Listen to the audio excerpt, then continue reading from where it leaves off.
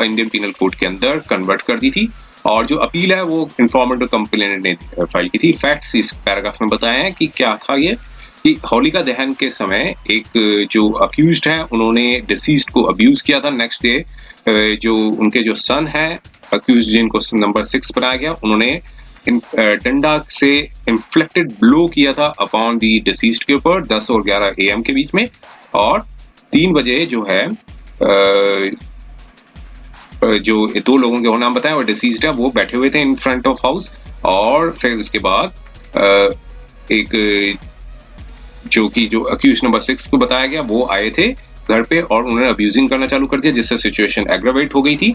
और फिर उसके बाद जो सन है जो अक्यूज नंबर 2 जो बनाया गया है वो जो सन है और भी कई लोगों के नाम बताए हैं, जो accused number 2, accused number 3, accused number 4, accused number 8, 7 वो स्पॉट पे आए थे और उन्होंने जो है वेपन से इन्फ्लिक्ट किया था, इंजरीज की थी, जिससे राइट शोल्डर पे जो है को इंजरी हुई थी PW1 को।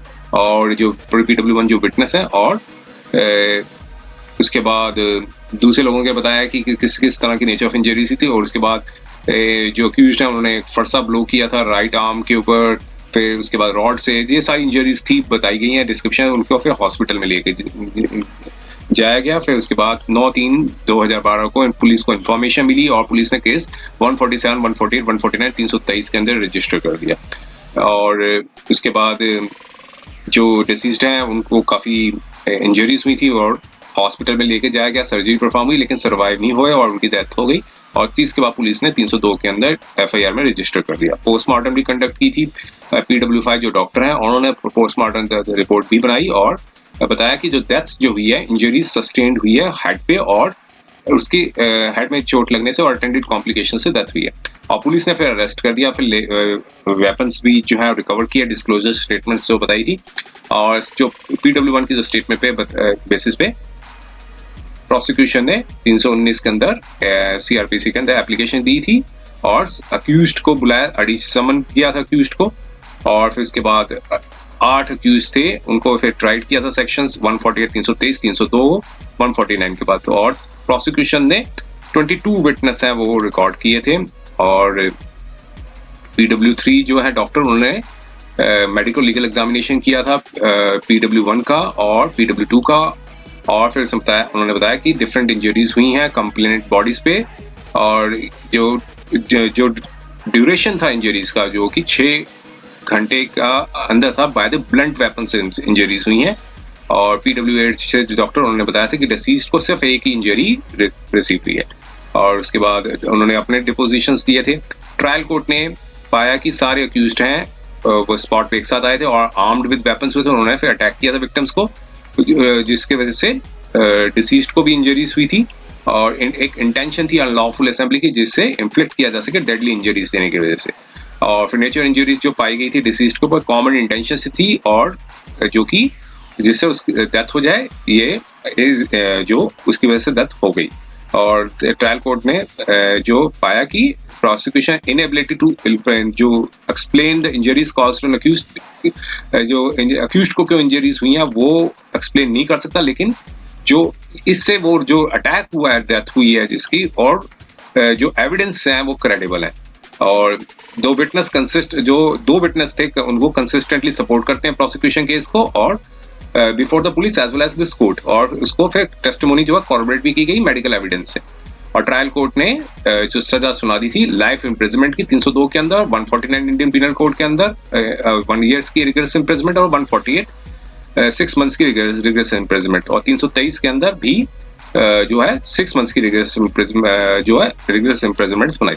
हाई अपील डाली हाई कोर्ट में और हाई कोर्ट ने प्लीज अलाउ कर दी और कहा कि हेयरिंग के दौरान ये कहा कि जो अपील जो होगी वो सिर्फ कन्फाइंड होगी वहाँ तक कि जो अक्यूज ने जो एप्रोप्रिएटनेस ऑफ द सेंटेंस है जो कि अक्यूज पर्सन ने वो मिली है जो सेम ऑफेंस के लिए। तो यहाँ पर बताया था किसी अक्यूज को 9 साल और 5 महीने की सजा हुई थी, 4 दिन की सजा हुई थी और किसी अक्यूज को 3 साल 1 महीने और 1 दिन की सजा हुई थी। तो मतलब सजा उन्होंने काट ली थी।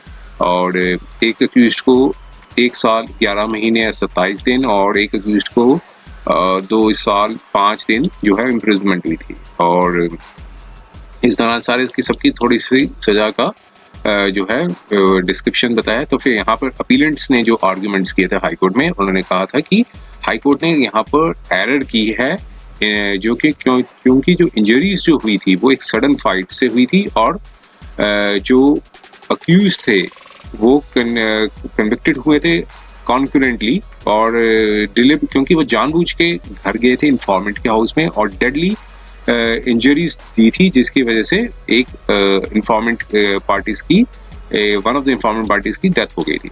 और ये सब के एस्टेब्लिश फैक्ट्स को देखते हुए जो असेंबली जो हुई थी for the use of such force, जिसकी वजह से डेथ हुई थी, तो इसलिए जो प्रेजेंट केस है वो फिट एंड एप्रोप्रिएट है, और जो इम्प्यून जजमेंट जो है उसमें एरर हुई है, जिसमें जो स्टैंडर्ड और सेंटेंस जो है अंडरगॉन हुए हैं सारे अक्यूज, और जो कि एक इसमें डिफरेंट और डिस्पैरेट रिजल्ट्स हैं। तो अब यहाँ पर बताया कोर्ट ने कि एक अक्यूज्ड है जो कि 11 साल की 11 महीने की सिर्फ उन्होंने सजा काटी है, और एक अक्यूज्ड है जिन्होंने 9 साल 5 महीने 4 दिन की काटी है। तो यहाँ पर जो अपीलेंट है, मींस जो कंप्लेनेंट है, उन्होंने अर्ज किया था कि जो कोर्ट को एक यूनिफॉर्म सेंटेंस स्टैंडर्ड है वो अडॉप्ट करें। और जबकि अक्यूज्ड के भी यहाँ पर बताया था कि हाई कोर्ट ने एक सैल्यूटरी प्रिंसिपल्स हैं वो जो कि माननीय सुप्रीम कोर्ट द्वारा दिए गए थे, और इसमें बताया था कि जो relative ages of the accused है और फैमिली सर्कमस्टांसेस और लेंथ ऑफ द जो टाइम जो स्पेंड हुआ है इन कस्टडी में, और जो लेंथ ऑफ टाइम जो है elapsed हो गया था कमीशन ऑफ क्राइम से, उस सारे फैक्टर्स को देखते हुए कंसिडर किया जाए। अब ये सब माननीय सुप्रीम कोर्ट ने सारे जजमेंट्स को कंसिडर किया, और कुछ जजमेंट्स में ये भी बताया गया था कि जब भी कोई पनिशमेंट फिक्स करती है पर्टिकुलर क्राइम के, तो सारे फैक्टर्स को कंसिडर करती है कि नेचर ऑफ ऑफेंस कैसा है, सर्कमस्टांसेस जिसमें क्राइम हुआ है, डिग्री ऑफ डिलिब्रेशन जिसमें ऑफेंडर ने शो किया है, और सारे जो मेजर ऑफ पनिशमेंट जो है वो प्रोपोर्शनेट होने चाहिए ग्रेविटी ऑफ द ऑफेंस के साथ। तो इसलिए जो सेंटेंस इम्पोज की है हाई कोर्ट द्वारा वो ग्रॉसली और इंटायरली इनएडिक्वेट है, और इससे एक तरह का फेलियर ऑफ जस्टिस इन्वॉल्व होता है।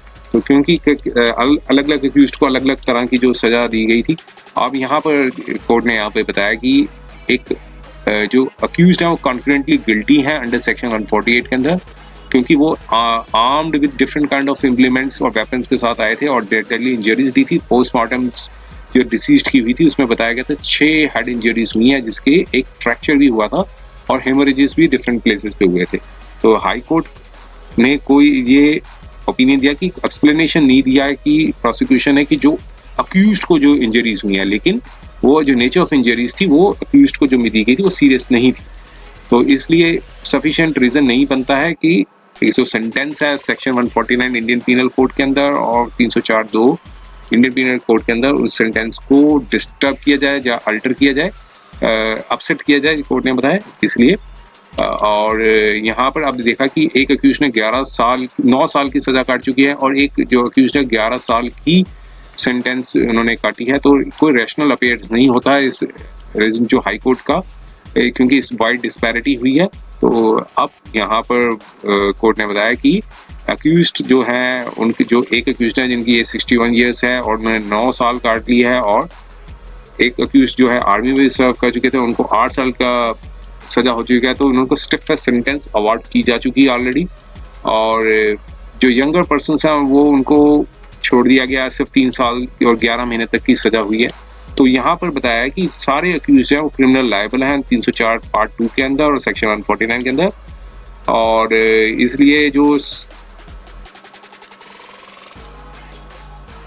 इसलिए जो उनको सजा बताई गई थी वो 5 साल तक की उनको बता दी गई थी सजा, और जो ऑलरेडी अंडरगॉन हो चुके हैं वो उनको मतलब ये आगे से काटने उनको आगे और अवार्ड नहीं की, लेकिन जो रिगरस इम्प्रिजनमेंट जो थी 5 साल तक की थी, और बाकी जो भी अक्यूज थे उनकी रह गई थी उनको कहा कि वो सरेंडर करें और रेस्ट ऑफ सेंटेंस हैं वो सर्व करें 6 वीक्स के अंदर।